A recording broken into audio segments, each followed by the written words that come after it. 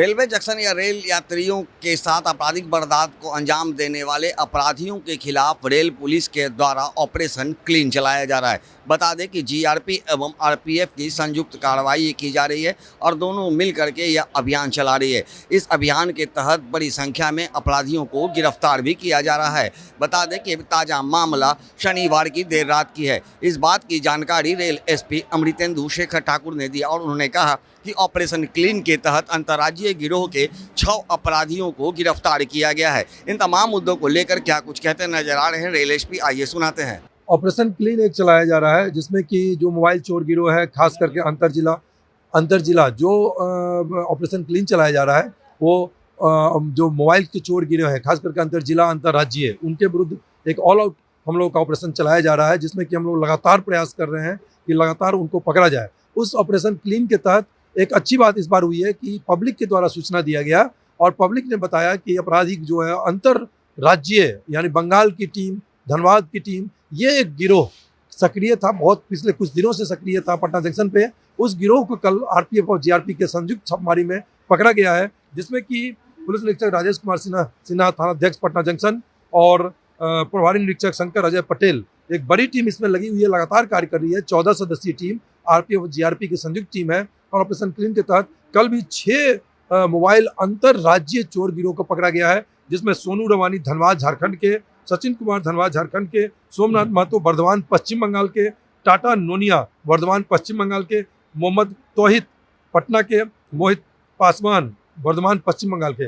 इस प्रकार एक बहुत ही अच्छी उपलब्धि रेल पुलिस पटना की हुई है, जिसमें पब्लिक के द्वारा टिप दिया गया और पटना जंक्शन से 6 अंतर्राज्यीय बंगाल के चोर गिरोह और धनबाद झारखंड के चोर गिरोह को पकड़ा गया, जो कि मोबाइल के हैं और इनके पास से कुल 13 मोबाइल बरामद हुआ है, जो लगभग 1,80,000 रुपए के हैं। इसके अलावा ऑपरेशन रेड, जो कि अवैध शराब और अवैध शराब तस्करों के विरुद्ध रेल पुलिस पटना द्वारा लगातार चलाई जा रही है, उसमें आरपीएफ और जीआरपी लगातार कार्य कर रही है। उसमें कल रात में जो एक ट्रेन सीमांचल ट्रेन है एक्सप्रेस, उसको लगातार हम लोगों ने एक नई व्यवस्था शुरू की है।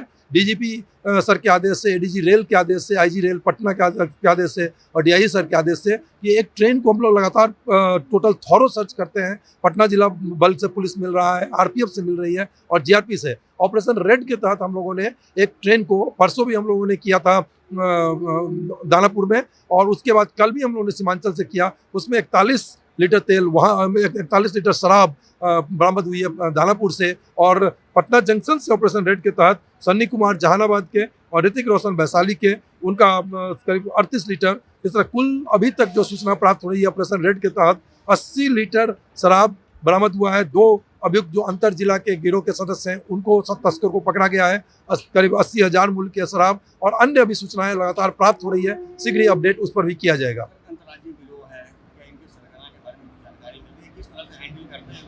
इसमें इनका जो मोडस ऑपरेंडी है, पहले भी पटना जंक्शन पर ये देखा गया कि पटना जंक्शन के जो बगल के होटल्स हैं, जो दानापुर के होटल्स हैं, जो गया के अगल बगल के होटल्स हैं, तो ये जो गिरोह होते हैं, जो पहले भी मोडस ऑपरेंडी देखा गया है कि जो बंगाल के गिरोह हैं, जो झारखंड के गिरोह हैं और अन्य राज्यों के जो प्रोफेशनल गिरोह हैं, जो कि बिल्कुल प्रोफेशनल मैनर में काम करते हैं, तो उनका देखा गया कि होटल में रुकते हैं, होटल में किराए पे रूम लेते हैं और ये लगातार कार्य करते हैं और फिर वहाँ से वो तुरंत ही वहाँ से निकल जाते हैं। इस बार भी जो ये बंगाल का गिरोह है, इसका आपराधिक इतिहास भी पाया गया है और ये पटना जंक्शन पे भी 623/23 इन अभियुक्तों के विरुद्ध दर्ज है। तो इस प्रकार 23 में ये गिरोह कार्यरत था। इस गिरोह पर हम लोग की नज़र पिछले कुछ समय से सूचना मिल रही थी। ये लगातार गिरोह सक्रिय पटना जंक्शन पे, उसमें थानाध्यक्ष के द्वारा और आरपीएफ पोस्ट प्रभारी के द्वारा कार्रवाई की गई है और इस प्रकार एक अंतर्राज्यीय गिरोह को हम लोग के द्वारा पकड़ा गया। लगातार आप लोगों ने कई बार कार्रवाई की है और पाया है कि अपराधी जो है वो होटल का उपयोग करते हैं, लेकिन क्या होटल में सही आईडी देते हैं? होटल में क्या बोल करके वो लोग ठहरते हैं? वो लोग होटल में डिफरेंट फेक आईडी के नाम से ठहरते हैं। होटल में हम लोगों ने लगातार नोटिस भी दिया है, एडवाइजरी भी जारी किया गया है रेल पुलिस पटना के द्वारा। जो पटना जंक्शन के अगल बगल के होटल्स हैं, दानापुर के हैं, गया के हैं, महत्वपूर्ण रेलवे स्टेशन के अगल बगल में ये अपराधी शरण लेते हैं। और देखा गया था जो आरा में जो पिछले वर्ष एक झूठा आरडीओ के द्वारा जो अपहरण का रचा गया था साजिश, वो भी होटल में ही वो रुके हुए थे बख्तियारपुर आरा के पास। तो बख्तियारपुर में, सॉरी बख्तियारपुर में वो होटल्स में होते हैं।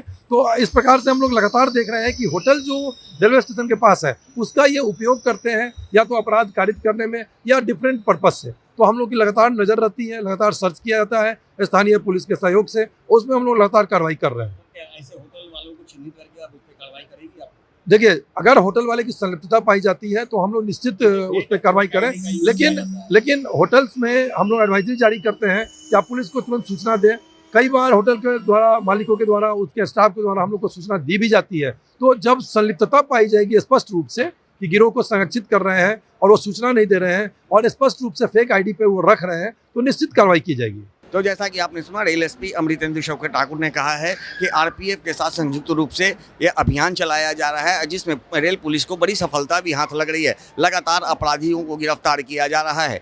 हालांकि उन्होंने एक बात पर साफ कहा है कि जो अपराधी हैं वो बाहर के रहने वाले हैं और पटना में आकर के होटल में ठहरते हैं और होटल में ठहरने के बाद एक अपराध का सांचा तैयार करते हैं। ऐसे में अब कई होटलों को भी चिन्हित किया जा रहा है और ऐसे अपराधियों को संरक्षण देने वाले होटलों पर भी अब कार्रवाई की बात रेल एसपी कर रहे हैं। अब देखना दिलचस्प होगा कि जिस तरह से लगातार रेल एसपी के द्वारा यह कार्रवाई की जा रही है और बड़ी संख्या में अपराधियों को गिरफ्तार किया जा रहा है, ऐसे में संरक्षण देने वाले अब इन होटलों के खिलाफ रेल पुलिस कब कार्रवाई करती है।